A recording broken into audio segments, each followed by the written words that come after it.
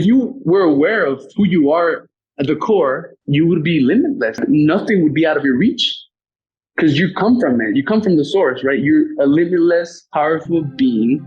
And the whole goal in this journey called life is for you to connect to that as much as possible and become the most. If you're not conscious about your investment strategy, you won't end up where you want to be, not financially or as a human. On this show, we interview highly successful investors and share how they overcame limitations to become unstoppable forces of success. If you're ready to learn what it is to be a conscious investor so you can end up where you want, keep listening.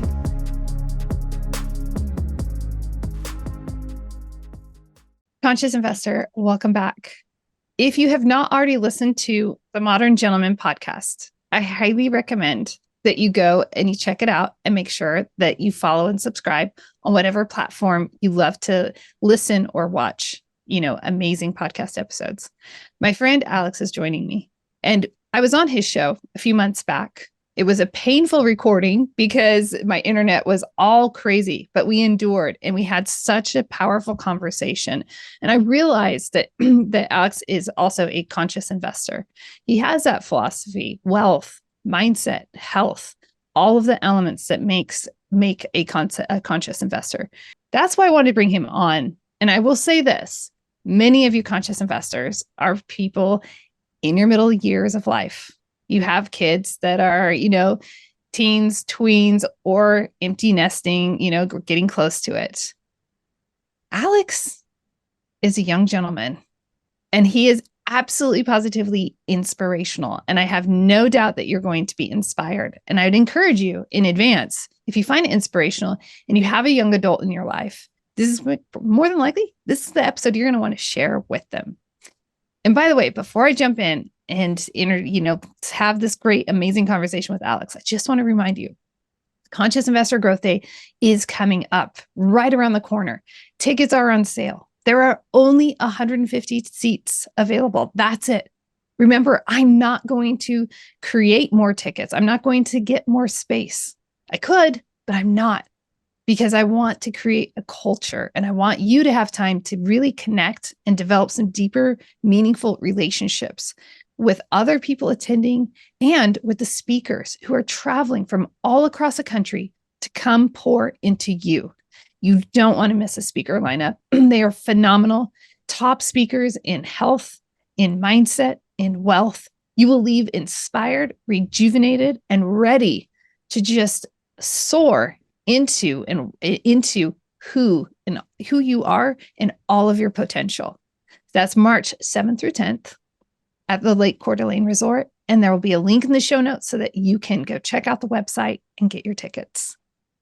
Alex, so grateful for you. I'm grateful that you endured a very difficult recording with me on your podcast. And I'm grateful for you. You are a living inspiration. You are, just phenomenal at what you do and generate, what you contribute to the world around you. So welcome to the Conscious Investor podcast.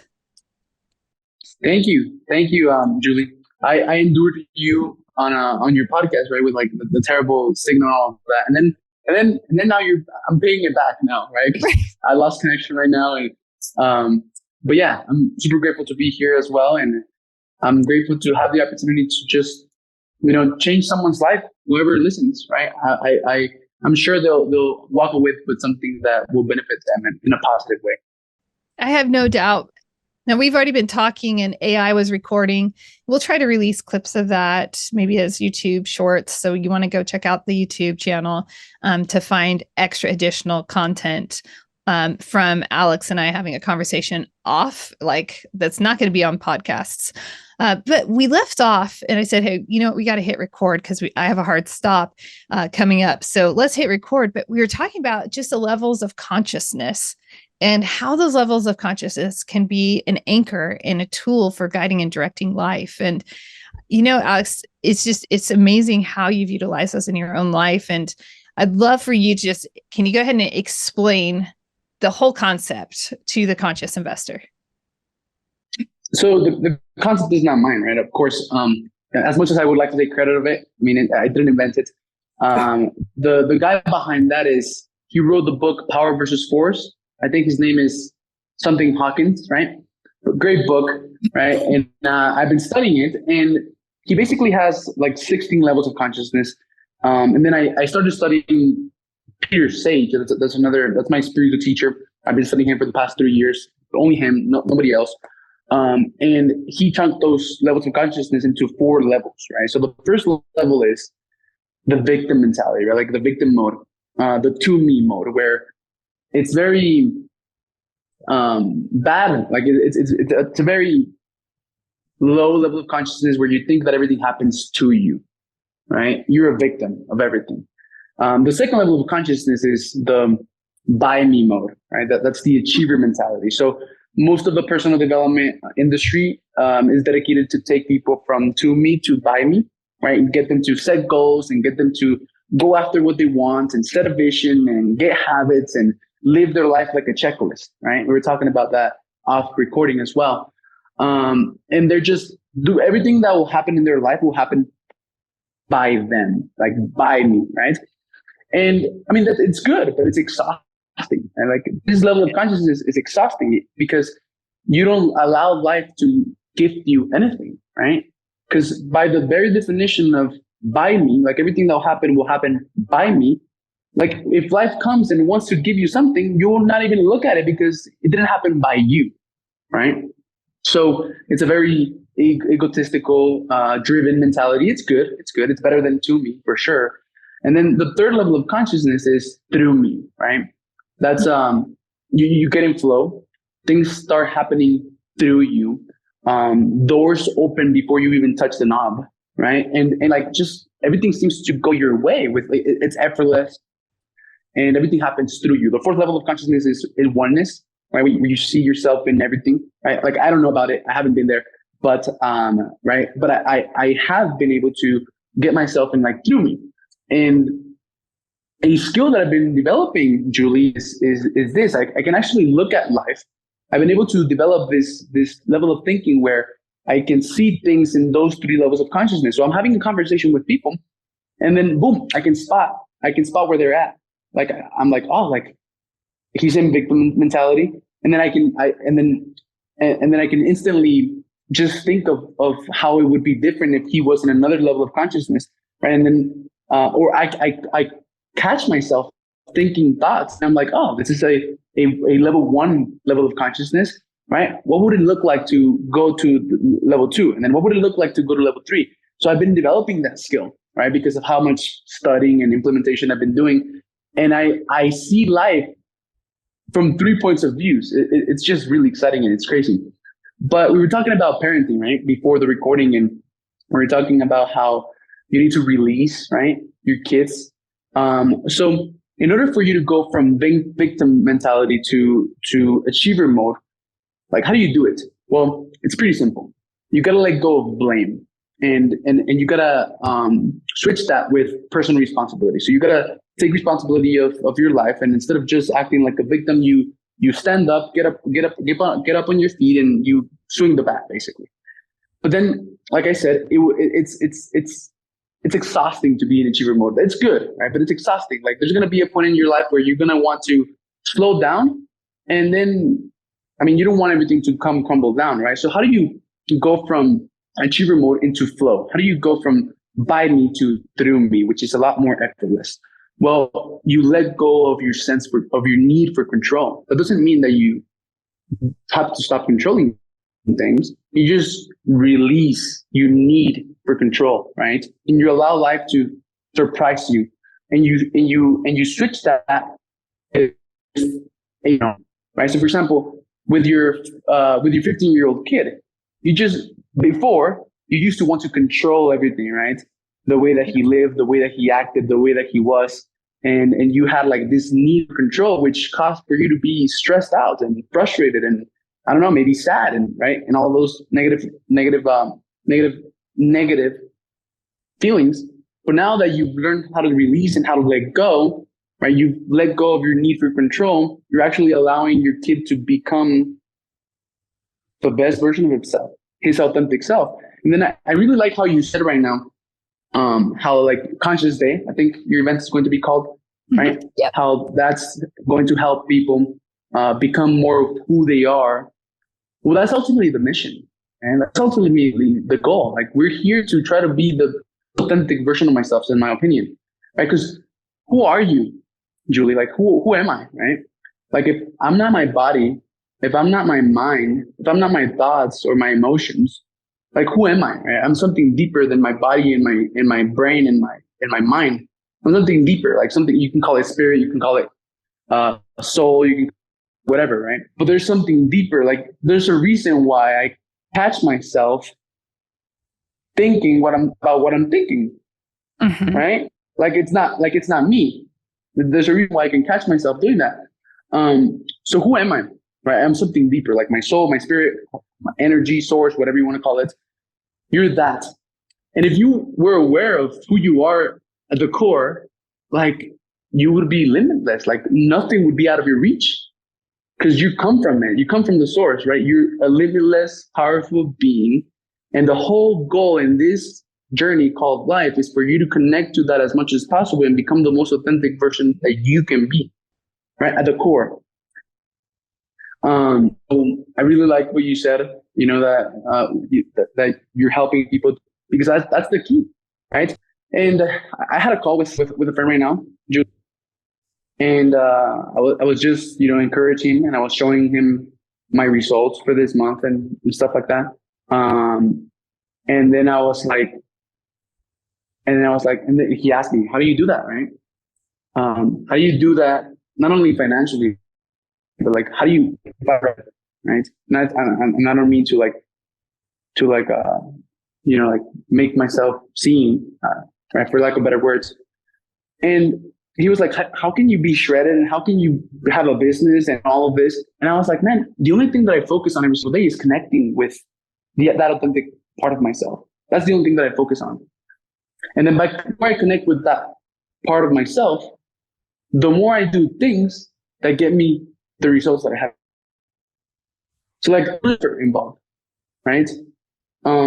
Is just connecting with that part of yourself that make you do things that will give you the results. It's so I love this all. Love all of it. I definitely have a deep mission and value. I believe that God has created us all so uniquely, and I just think that we put these masks on. So Michael Neal talks about this in his book Super Coach, is like how often we put these masks on, and we have to spend, unfortunately, a large part of our lifetime pulling the masks off and figuring out who we are. And to your point, I was using this analogy with my husband just recently about a coffee machine.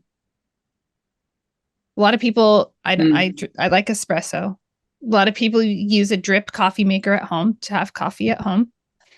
They'll fill it up. They'll put a paper filter in there, and the water is going to drip through that paper filter.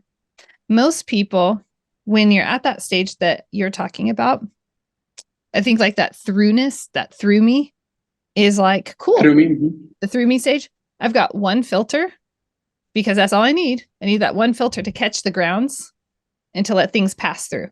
Like the water can pass through. Everything's great. Most people in life are walking around with a stack of filters.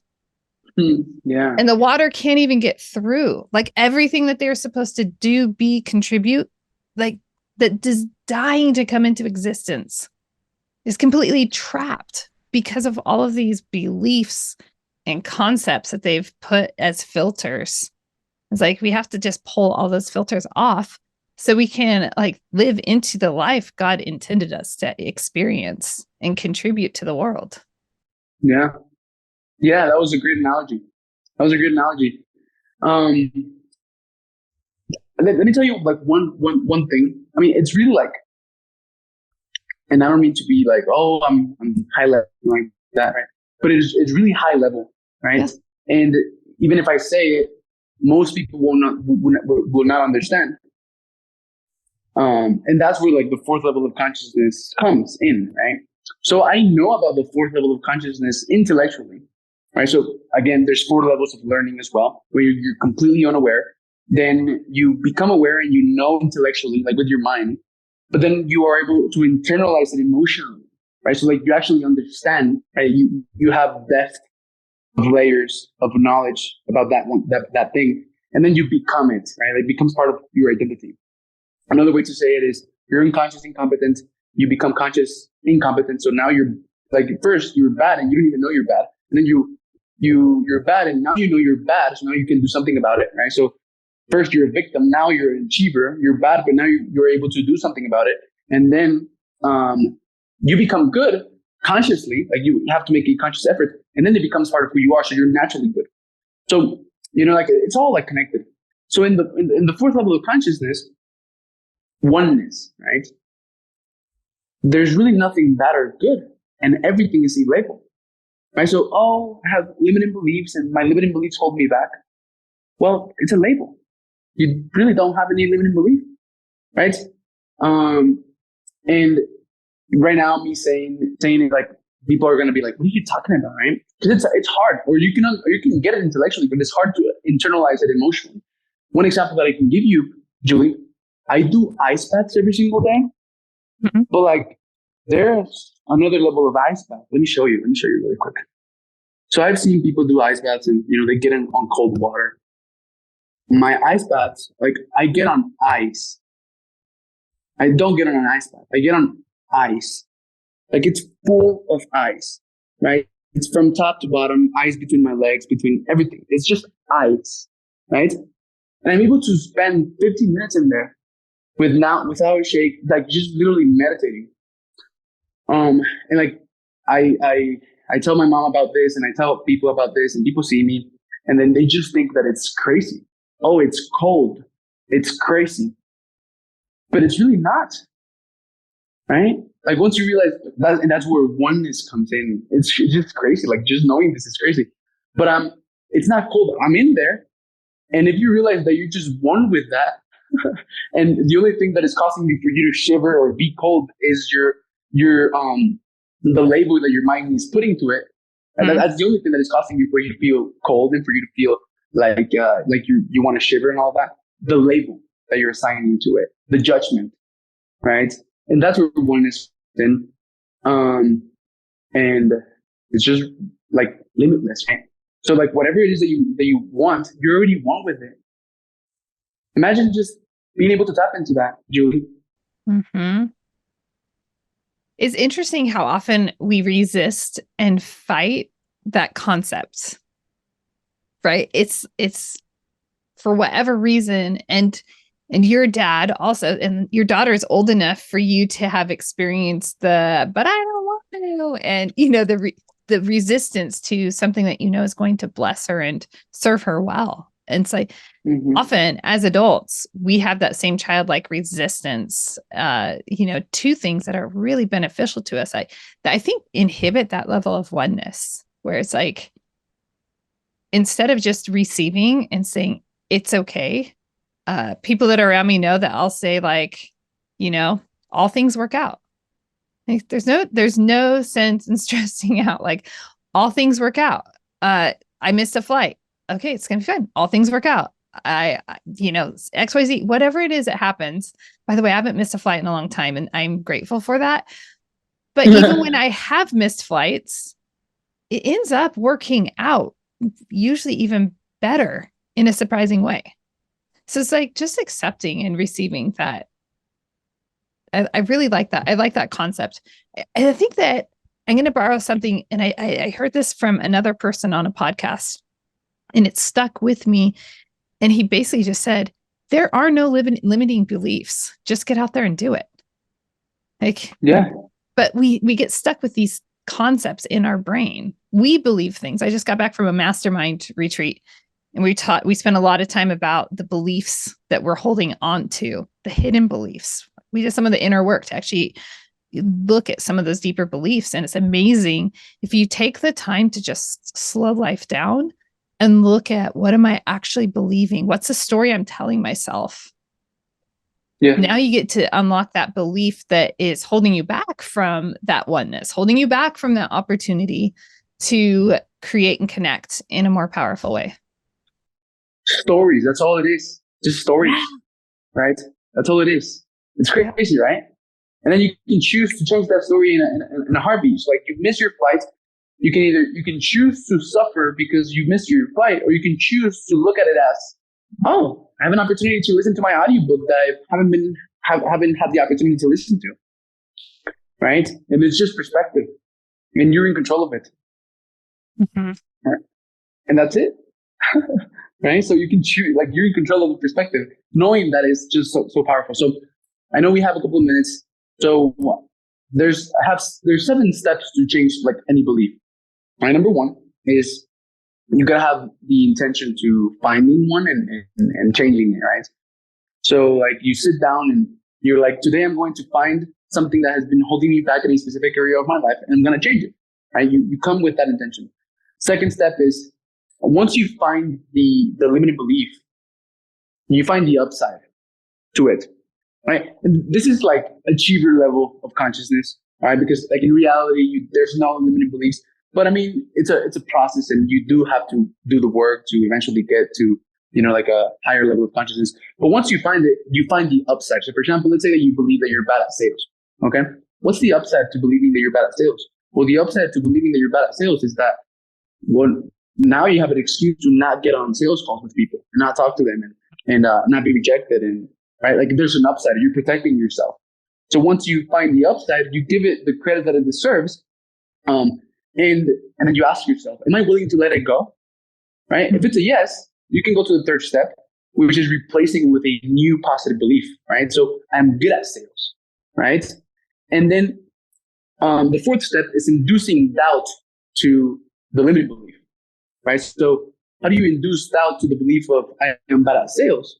Well, if you're ever close to a deal, well then just remember that, and now you can doubt that you're bad at sales because you've closed a deal before, right?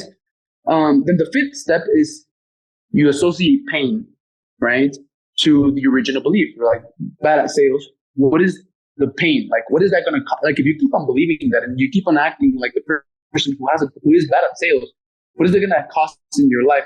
You're going to be broke. You're not going to have any money. You're not going to be able to feed your family, right? So if you focus on that pain, it's going to be enough to get you to move, right? And then to finalize everything, you focus on the positive of your new belief, and you just reinforce that over and over again until you ingrain that in your mind, right? So the reason I said at the beginning that this is a like achiever system is because it takes a lot of work, right? It takes a lot of work. On the contrary, you can just choose to be, do, and act and feel like the best salesman in the world.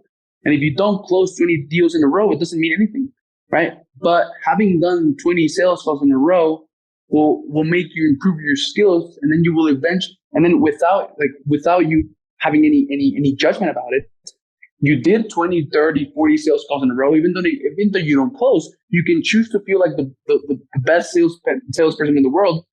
And by doing 30 sales calls, you'll get good, and then you'll become the best salesman in the world, right? So those are like 2 perspectives of chasing beliefs. One requires a lot of work, and one doesn't. One just is being and choosing to be, which is something that we all can do. I totally resonate with that. And it's amazing because we choose our beliefs. I'll send you a podcast episode a friend sent me on this Conscious Investor. I will tell you what this podcast episode is. I will do my best to link it in the show notes. It is a new podcast to me. The first time I've ever heard it, it was a Myron, where is it? The Myron Golden audio experience. And the episode was on October 19th called Live a Limitless Life. Totally, yeah, I love Myron. I know. Hand in hand with this. And you follow him already probably because you're that rad. Yeah. I told you when we started that you're cool. I'm like, you're cool. Like, I want to be cool like you. Yeah. So, and look, there's another insight really quick. Yeah. So you think I'm cool, not because of what you believe, but because of what I believe, right? So, so I mean, for example, clients buy from me not because of what I believe, but because of what they believe. because the clients that I choose to work with have similar beliefs, values, and vision, right? So then when they come to me, they feel like there's some sense of alignment that gets them to buy from me. And they buy from me not because of what I believe, but because of what they believe, right? So you think I'm cool, not because of what I believe, but because of what you believe, because our beliefs are aligned, right? So if I come across a person that believes similar things as me, I'm like, that person is cool, right? Right. And that's so like narcissistic. Okay. biggest marketing hack in the world.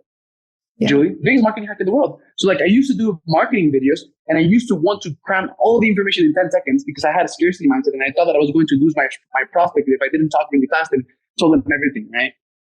But now I have a more abundant mindset in which I know that I'm going to attract the people that I'm going to attract, right? Mm-hmm. And I don't have to like rush through my message because my message will resonate with the people it will resonate with. And that's okay. And that's good. Mm. Oh my gosh. Kindred spirits here. Kindred spirits. So Alex, thank you. I appreciate your time. I know, Conscious Investor, that you've probably grown. You've probably experienced something in this information. And here's the reality. You might not fully agree. That's okay. It's so critical that we receive information in a way that allows us to, I like to challenge myself all the time because it reinforces either the truths that I hold near and dear or an area where I can continue to grow and explore. And so I hope that, and I'm confident that this episode has provided a lot of opportunity for you to just do a couple recalibrations, a little adjusting, and it will just provide a powerful gateway in life. Alex, thank you again for coming on The Conscious Investor. Thank you, Julie, for having me. It was a pleasure being here. Always a pleasure. Conscious Investor, don't be a stranger. And don't be a stranger. Make sure to Alex, if this is resonating with you, you need to head over. You need to listen to the Modern Gentleman podcast. And you can hear him interviewing all sorts of guests. They're fantastic interviews. And, their conversations very similar to this. So you'll get to hear a lot of his perspective in a very similar conversation that you hear on these episodes on The Conscious Investor. Like I said, don't be a stranger also, because if you're looking to invest, yes, you have your 401k, you have your retirement plan, you have all of those things. Those are great. Those are important. But it's also important to diversify your investment portfolio in real, tangible real estate. So if you're looking to invest in a passive way so that you don't have to deal with, handling phone calls, placing tenants, troubleshooting, toilets and things like that, then please make sure that you schedule time so that you and I can talk about your investment goals. The call is so much fun. I promise you that it's a lot of fun. It's not scary. And if you don't believe me, just go down, look at some of the reviews on Apple Podcasts because people let you know it's a lot of fun. But if I can't serve you, if the investment strategies that we utilize at Three Keys Investments are not going to help support you in reaching your goals, I know the most exceptional people. I have a powerful network, and I know that I could send you, and I have done this, to another person that can serve and support you in reaching your goals. So don't be a stranger. Let's work together. Until next time, live big, love bigger, and do great things.